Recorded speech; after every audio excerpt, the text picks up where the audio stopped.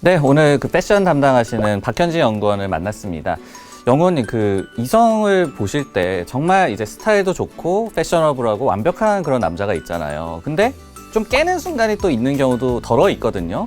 어떨 때 좀 남자가 깬다 이렇게 좀 생각을 하시는지. 약간 가끔씩 예의가 없어 보인다거나 이제 매너가 없어 보이는 사람을 만나면 다소 이제 좀 실망을 많이 하게 되는 혹시 것 같긴 뭐 합니다. 구체적으로 어떤 뭐 행동을 했을 때 정말 깬다, 뭐 상상으로라도 어떻게 좀 생각을 하시나요?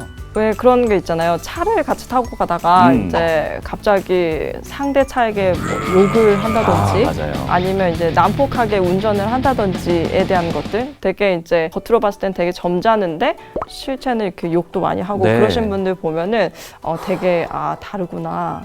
진짜 역시 뭐 겉만 봐서는 안 되는구나. 좀 예의가 없는 그런 경우이기도 하겠네요. 근데 또 반대로 보면은 뭐 이런 경우는 아니더라도 좀 완벽하다가도 빈틈이 있는 남자를 또 좋아하는 여성분들도 제 주위에는 많더라고요.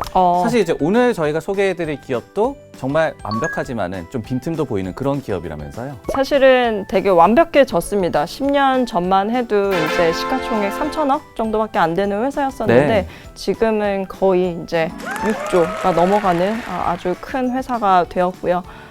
그런 회사가 사실은 제 섹터에 있다는 것 자체가 되게 좀 좋은 일인 것 같기는 해요. 근데 뭐 빈틈이 또 생겨서 그거를 또 저희가 뭐 투자 기회로도 좀 생각을 해볼 수가 있는 그런 기업입니다. FNF인데요. 오늘 그 패션 소개팅 넘사벽이었던 그 빈틈을 찾아서라는 주제로 지금부터 시작해 보도록 하겠습니다.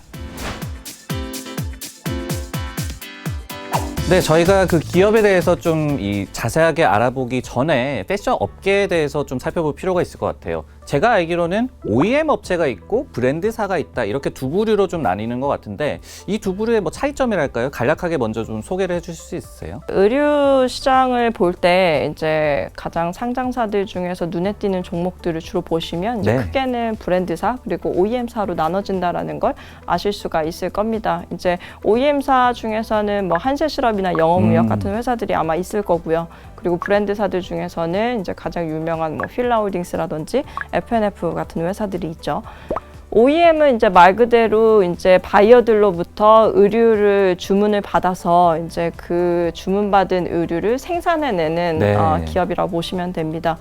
그런 기업들이 생산해낸 의류를 다시 이제 바이어에게 배로 혹은 비행기로 이제 보내겠죠. 그렇게 보내진 물건들이 이제 유통에 나오는 것들, 유통에 나와서 이제 전개되는 사업을 담당하는 기업이 이제 브랜드사라고 보시면 될 것 같아요. 네, 이렇게 OEM과 브랜드사를 좀 나눠봤는데 FNF는 브랜드사잖아요. 그리고 라이선스를 사와서 또 뭐 자기들이 조금 뭐 기획도 하고 판매도 하고 이런 기업인데 이 라이선스 비즈니스라는 거에 대해서도 우리 의류 산업을 볼 때 좀 역사가 깊다라고 들었어요. 그 역사를 한번 되짚어 볼까요? 한국에서 이제 의류를 사업을 하는 이제 전개 방식으로는 크게 이제 세 가지 정도로 볼 수 있을 것 같아요. 네. 이제 말씀하셨던 수입 브랜드, 국내 브랜드, 그리고 라이센스 브랜드가 있을 겁니다.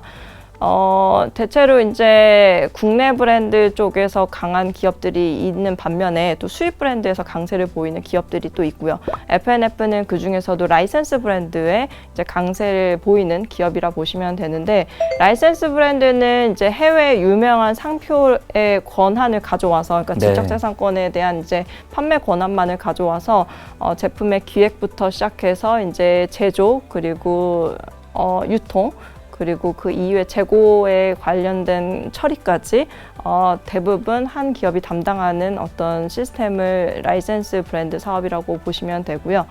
FNF 같은 경우는 이제 디스커버리를 시작으로 해서 이제 MLB의 브랜드를 라이센스 사업을 하고 있다라고 보시면 될 것 같아요. 사실은 이제 한국에서는 1980년도에 삼성물산이나 LG패션을 중심으로 해서 라이센스 비즈니스가 최초로 한국에서 전개됐다라고 보시면 되고요. 그러다가 이제 한국의 경제 성장기가 굉장히 가팔라지는 시기, 1990년대 중후반 네. 들어서면서 오히려 이런 해외 브랜드들이 이제 국내 직진출하기에 이릅니다. 그 시기를 좀 더 지나서 2010년 전후로 해서 다시 한 번 더 이제 라이센스 브랜드 사업들이 좀 호황기가 되는 시기가 오는데요. 이때 이제 FNF의 디스커버리 그리고 MLB가 시장에서 굉장히 각광을 받으면서 외형 성장을 도모했던 시기라고 보시면 됩니다. 최근에도 보시면은 이제 뭐 코닥이나 폴라로이드 같은 여러 가지 제3의 라이센스 브랜드들이 시장에서 굉장히 인기를 끌고 있는 모습들을 보실 수가 있어요. 네, 이렇게 브랜드사 중에서도 라이선스 비즈니스를 주로 하는 FNF인데 실제로 그런 매출이 어느 브랜드에서 좀 많이 나오고 그리고 우리가 또 국내와 해외를 또 떼놓고 봐야 되지 않겠습니까? 그런 상황이 좀 어떤가요? 사실은 FNF는 내수 기업이었었습니다. 뭐 한 4년 전만 해도요. 네. 근데 최근에는 중국을 기반으로 해서 초반에는 이제 면세에서의 그 성장을 좀 도모했었던 반면에 최근에는 중국 로컬에서 오프라인 매장을 키워나가면서 이제 중국 쪽 관련된 해외 매출을 최근에 조금 비중을 계속 키워나가고 있는 상황이라 보시면 됩니다. 그래서 지금 현재는 국내와 해외의 비중이 각각 크게는 이제 7대3의 네. 비중을 차지하고 있고요. 브랜드별로 보셨을 때도 이제 본래는 디스커버리가 가장 매출이 컸었는데 최근에 MLB가 중국 쪽 매출을 키워나가면서 MLB의 매출이 가장 크게 차지하는 기업이 되었고 최근에 MLB 키즈도 굉장히 성장을 잘해주고 있는 브랜드 중에 하나입니다. 그렇게 이제 브랜드별로도 매출 추이가 좀 달라졌을 거 아니에요. 디스커버리가 예전에는 뭐 비중이 어느 정도였는데 지금은 MLB가 또 얼마나 성장을 해 있고 또 앞으로는 어떻게 예상이 되는지 그 부분 또 구체적으로 얘기를 좀 해볼까요? 네, 사실 디스커버리가 이제 2012년도에 런칭이 되었어요. 네. 그리고 2012년도에 런칭이 돼서 굉장히 거의 한 8년, 9년이 넘는 시간 동안 굉장히 뚜렷하게 국내에서 입지를 다져나가고 있는 브랜드 중에 하나라고 보시면 됩니다.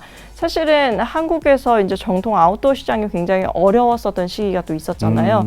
그런 와중에 이제 디스커버리가 캐주얼 라이프 스타일의 어떤 컨셉을 담은 아웃도어라고 해서 아웃도어 시장의 판도를 완전히 바꿔놨다라고 해도 과언이 아닐 정도고요. 그러다 보니까 그때 당시에는 디스커버리 매출이 굉장히 컸었어요. 맞아요. 거의 FNF 매출의 한 60%는 디스커버리 매출이었었습니다. 근데 한 4년 전부터일까요? MLB가 면세에서 딸공들의 인기를 얻게 되면서 네. 차츰차츰 MLB가 이제 모자가 제일 유명하잖아요. 맞아요. 네, MLB의 모자가 면세에서 따이공들의 수요에 의해서 굉장히 좀 높은 매출 호조를 좀 보였었는데 최근에는 이제 중국에서 매장을 넓히게 되면서 이건 사실 이제 중국의 현지 파트너사를 통해서 가는 거거든요. 그래서 이제 중국 파트너사를 통해서 MLB의 매출이 계속 증대되고 있는 상황이라 보시면 됩니다. 그래서 사실은 과거 대비해서 MLB 매출이 굉장히 좀 지금은 굉장히 비대해진 측면이 있죠. 근데 이제 저희가 의류 업체 이 브랜드사를 얘기를 하고 있는데 실적을 우리가 볼 때 키 드라이버로 어떤 지표를 좀 삼아야 될 것이냐. 뭐 우리가 뭐 P, Q 이런 얘기를 다른 이 산업에서는 많이 하는데 이 산업도 뭐 적용이 되는지 어떤 키 드라이버를 저희가 좀 주시를 해야 되나요? 사실 의류 브랜드사는 생각보다 단순할 수도 있고요. 네. 이제 단순하다고 얘기를 드리는 이유는 P와 Q가 되게 명확하게 이제 구분이 됩니다. 이제 각각의 옷은 각각의 제품의 가격이라는 게 있잖아요. 소비자 가격이 있고 그 소비자 가격에 의해서 이제 그 판매되는 가격이죠.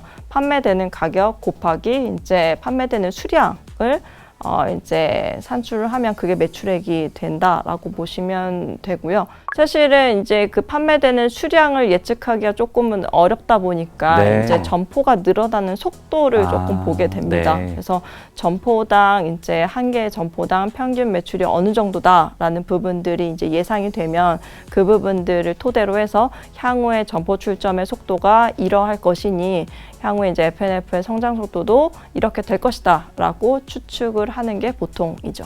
저희가 이 기업을 이제 소개를 해드리면서 제목으로 넘사벽이었던 그 빈틈을 찾아라예요. 근데 저희가 지금 촬영하는 시점이 3월 중순쯤인데 지금 중국에서 이제 코로나19가 좀 급속도로 확산이 되면서 락다운도 있고 그러다 보니까 이제 중국에서의 어떤 모멘텀이 좀 꺾이지 않을까 이런 게 사실은 빈틈인 것 같고 그리고 또 이런 게 또 투자 기회로서 또 빈틈이 될 수도 있겠다 이런 생각이 들거든요.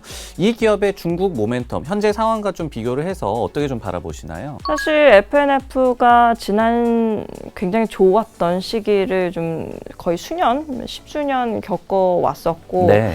이제는 또 조금 이제 챌린지가 필요한 시기가 된 것 같기는 합니다. 사실은 작년에 이제 중국에서 거의 분기 평균 200개씩의 매장을 출점을 했어요. 네. 그리고 지금 현재 이제 1분기 말 정도 기준으로 했을 때 중국에 거의 500개가 넘어가는 매장을 가지고 있습니다. FNF는 사실은 어떻게 보면 세린으로 이제 세린 기준으로 매출을 인식을 하게 되는 거거든요. 네. 매장에 신규에 출점하는 그 출점이 집중되는 시기에는 아무래도 매출이 크게 늘 수밖에 없습니다. 그게 그렇겠네요. 작년이었었던 것 같고요. 이제 앞으로도 과연 그렇게 늘 수 있을까를 보셔야 되는데 사실은 출점의 속도가 올해는 작년 대비해서 절반으로 줄어듭니다. 그래서 이 출점 속도와 관련해서 여태까지 보여줬던 성장률의 강도만큼 앞으로도 유지가 될 수 있을 것인가에 대한 부분들은 좀 고민이 필요한 시기인 것 같아요. 뭐 성장은 유지가 되겠지만은 당연히 또 뭐 기고 효과, 기저 효과 이런 것들이 있기 때문에 어느 정도는 좀 저희가 감수할 부분이 있는 것 같아요. 그러면은 또 추가적으로 그래도 이 기업을 계속해서 주목을 해봐야 될 그런 이유가 있을 거 아니에요. 이 모멘텀을 추가적으로 좀 보고 계신 게 있다면 어떤 게 있을까요? 최근에 이제 뉴스를 보시면 아시겠지만 테일러메이드 인수와 관련돼서 이제 공식화된 부분들이 있죠. 네. 이제 PEF와 같이 해서 이제 FNF가 지분 투자를 해놓고 있는 상황이고요. 차후에 FNF가 지분율을 높일 것으로 보여지고요. 국내 유통 그리고 글로벌 유통을 FNF가 맡아서 하게 되지 않을까라고 보고 있습니다.